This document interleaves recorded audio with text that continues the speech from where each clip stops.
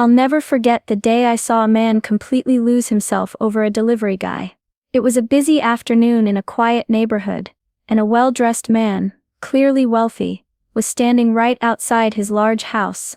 The delivery driver, a simple, humble guy, was just doing his job, handing over a small package, but instead of gratitude, the man snapped at him. He criticized everything: the speed, the way the driver held the package, even his clothes. His voice was loud, sharp, full of disgust, like the delivery man was beneath him. People passing by slowed down to watch the scene, whispering to each other, some shaking their heads. But what shocked me the most was the delivery driver's reaction. He didn't yell back. He didn't get angry. He didn't even try to defend himself. He just smiled, a calm, quiet smile, as if he knew something nobody else did. Why would he stay so peaceful in the face of such humiliation? That question haunted me, because that day, I learned that sometimes, the person you look down on has the power to change everything you thought you knew. My name is Anna, and I work as a legal assistant in a small town. I help a quiet old lawyer, who's been around for decades. Most of his work is simple: wills, contracts, and the kind of paperwork people don't like to think about. But one case stood out above all the rest, and it involved a man named Mr. Halbridge. Mr. Halbridge was a wealthy, reclusive millionaire who rarely left his mansion on the hill. No one really knew much about him, except that he kept to himself and had a complicated family. Over the years I had only met him a few times when I delivered documents or helped prepare his legal papers. He was a stern man, with a quiet voice and eyes that seemed to carry the weight of years full of secrets. When Mr. Halbridge passed away, everyone expected his fortune to go to his son Brandon, an arrogant young man who thought the world owed him everything. But there was something different about the will. It wasn't straightforward.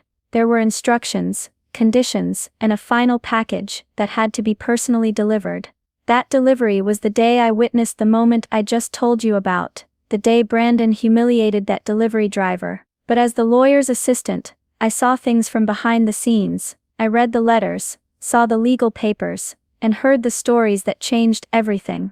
This isn't just a story about a rich man and his son. It's about family, secrets, and the lessons we don't expect to learn until it's too late. And it all started with one simple delivery. Brandon Halbridge was nothing like his father. The first time I met him, I could feel the difference instantly. Where Mr. Halbridge was quiet and careful with his words, Brandon was loud, impatient, and full of arrogance. He walked into the lawyer's office like he owned the place, wearing expensive clothes and a smirk that said, "I'm better than everyone here." He had this air about him, like the world owed him respect just because of his name, and maybe in some ways, it did. But what he lacked was any real understanding of what his father had built, or the price that came with it.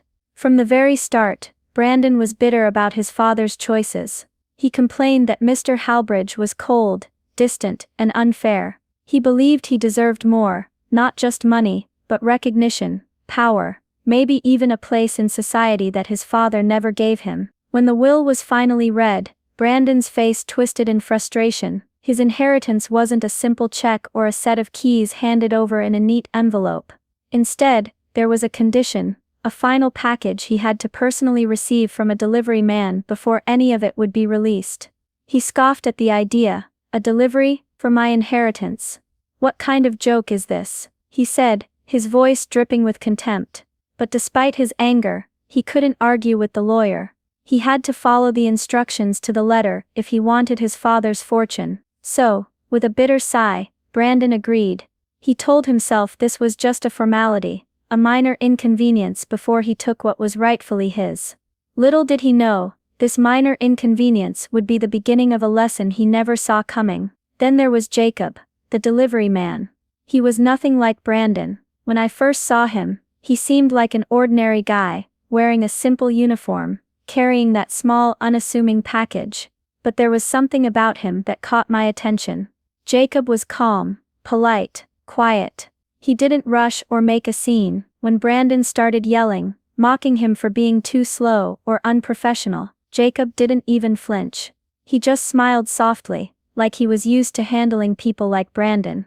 It wasn't the kind of smile that said he was happy or proud. It was something deeper, like he understood things that Brandon never would. I could tell he carried a kind of strength beneath that quiet exterior, but he didn't need to prove it. When Brandon snapped at him, demanding answers and questioning why the delivery had to be so complicated, Jacob stayed respectful. He simply said, "Here's the package, sir," handed it over with steady hands, and then turned to leave without another word. Brandon's anger burned hotter, but Jacob didn't rise to the bait. He walked away with a calm that made you wonder if he knew a secret, or if he was carrying a burden no one else could see. Watching them, I realized that this delivery wasn't just about a package, it was about something much bigger, a story of family, pride, and a truth that was waiting to be uncovered. Brandon stood in his grand living room, the package finally in his hands. He tore it open quickly, his impatience barely contained. He expected something simple: legal papers, deeds to a house, a fat bank statement, maybe even a key to a mansion. Something to prove that all this wealth was his for the taking. But what he found inside was different. There wasn't a single document that immediately screamed inheritance. Instead, there was a stack of carefully folded letters, yellowed slightly with age. On top lay an old black and white photograph of a man who looked a lot like Brandon, except younger, and somehow softer. And then there was a single gold watch, worn but still shining faintly. Brandon's confusion quickly turned to fury. "What is this?" he growled, slamming the package down on the polished table. "Where's the rest of it? This can't be my inheritance." He stormed back to the lawyer's office, slamming the door behind him. His voice was sharp as he demanded answers. "This is a joke, right? I followed every step, and this is all I get. A bunch of old letters, and some useless trinkets." The lawyer stayed calm, but I could see the tension in his eyes. He knew what Brandon didn't, that the real inheritance wasn't something you could hold in your hands easily. It was buried in those letters. I watched Brandon's face as the lawyer began to explain. His anger started to fade, replaced by confusion and something else: fear. Because the truth inside those letters wasn't just about money, it was about secrets his father kept, and a family history Brandon never expected to learn. We gathered in the lawyer's office, the quiet room suddenly feeling heavy with tension. Brandon sat across from me, his eyes fixed on the stack of letters spread out on the table. The lawyer nodded for me to begin reading, and I took a deep breath before starting aloud. "These letters," I said softly, "were written by your father in his final months. He wanted you to understand things he never had the chance to say in person." As I read the first letter, Brandon's face tightened. The words spoke of regret, loneliness, and love, things Brandon had never believed his father was capable of feeling. But it was the second letter that changed everything. "Your father wrote about a secret from his past, a man named Jacob," a name Brandon hadn't heard before. But Jacob wasn't just anyone. According to the letter, Jacob was your father's firstborn son, a child he had fathered long before you were born. Your father explained how, years ago, he had fallen in love with a woman in a different town. Their love was real but complicated, and circumstances tore them apart, before he even knew about the child growing inside her. He didn't meet Jacob until years later, but by then, it was too late to make things right. Brandon's eyes widened as I read on. The delivery man, the calm, quiet Jacob, who stood his ground when Brandon belittled him, was not just a stranger, he was his half-brother, the son his father had kept hidden from the world. The letters spoke of your father's guilt and sorrow, but also of hope. He hoped that one day, you and Jacob would find a way to know each other, not just as heirs, but as family. As I finished reading, the room was silent, except for the sound of Brandon's shaky breath. For the first time his arrogance seemed to falter, replaced by something new: confusion, disbelief, and maybe even the beginning of understanding. As I continued reading the letters, the full weight of Mr. Halbridge's hidden pain became clear. One letter stood out, a confession written in the quiet hours of a restless night. He wrote about a time long before Brandon was born, when he had fallen deeply in love with a woman named Evelyn. Their love was real and fierce, but her family disapproved. They came from different worlds, and they saw him as unsuitable, a man chasing money and status, not love.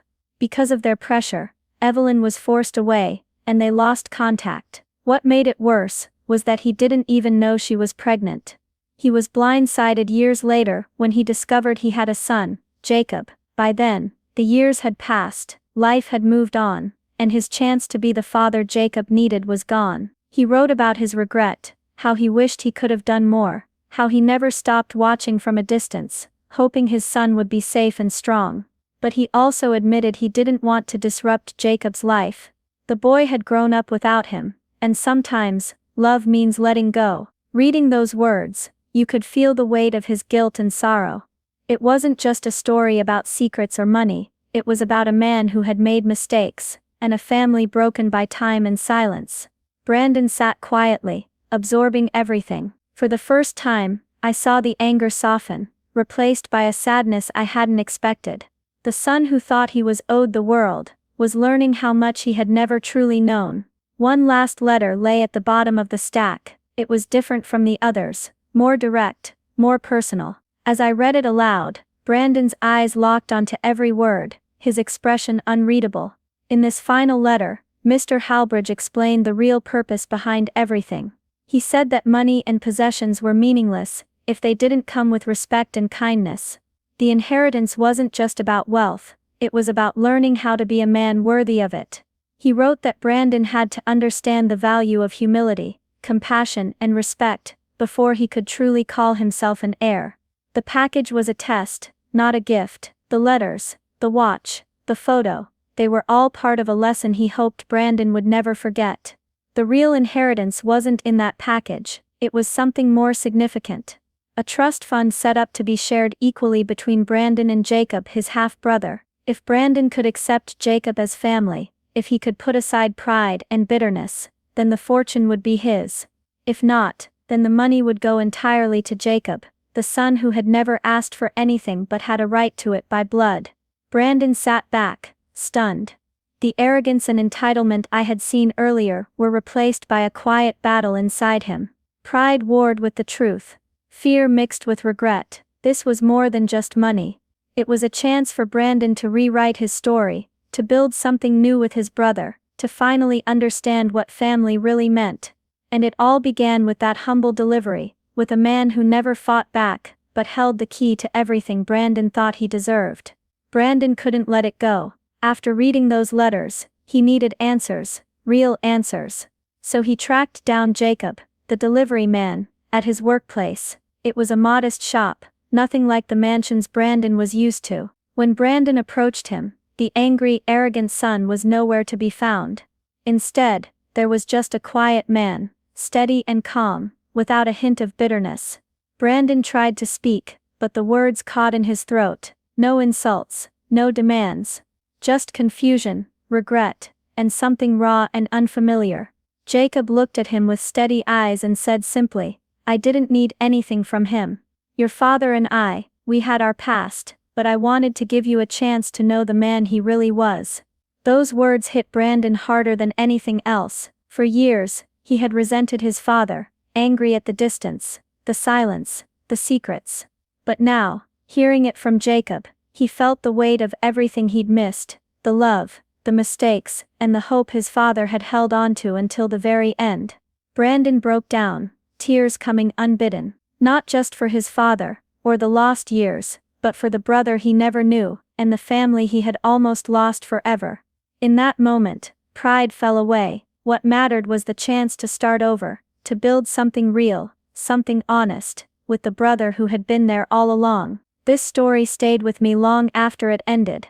Watching Brandon's journey made me realize something important. What you think you deserve isn't always what you actually need.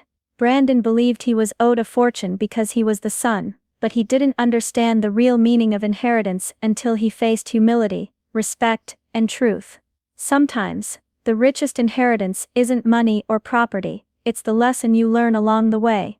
It's easy to judge someone by their job, their appearance, or the role they play in your life, but the person you look down on, the one you think is beneath you, might hold the key to everything you ever wanted.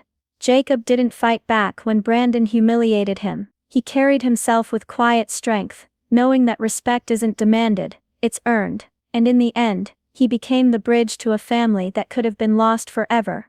This story reminded me that legacy isn't just about wealth or status, it's about compassion, acceptance, and the courage to see beyond what's on the surface. So, if there's one thing I hope you take away from this, it's this: never underestimate the power of kindness, or the hidden stories behind every person you meet. Because sometimes, the greatest inheritance is the chance to change and be changed by love. If this story moved you, please give it a like, leave a comment, and share your thoughts below. Have you ever witnessed someone learn a life-changing lesson the hard way? I'd love to hear your stories. Don't forget to subscribe for more powerful and inspiring stories that remind us all to treat everyone with kindness, because you never really know who they are or what they've been through. Thank you for watching, and see you in the next story.